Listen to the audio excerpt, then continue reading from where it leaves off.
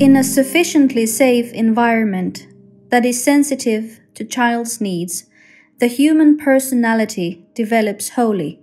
In other words, life experiences are integrated into the consciousness.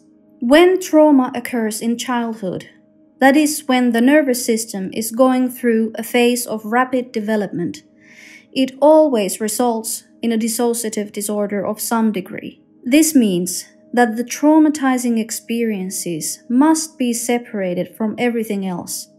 In other words, the personality is divided, dissociated, and the traumatic experience is encapsulated.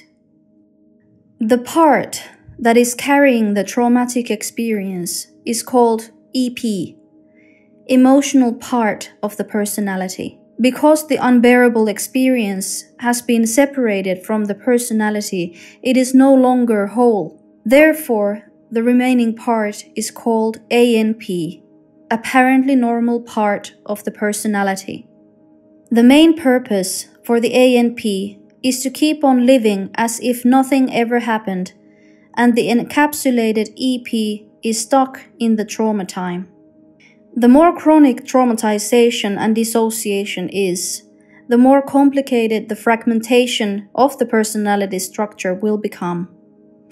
One part may bear the pain experience or the physical feeling.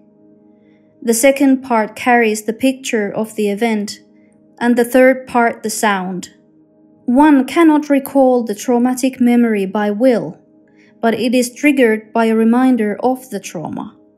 Usually, a traumatic memory is triggered just partially.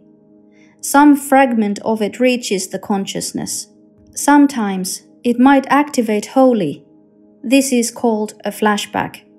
Depending on how early the traumatization begins and the severity of it, the greater the likelihood is that the ANP is also divided.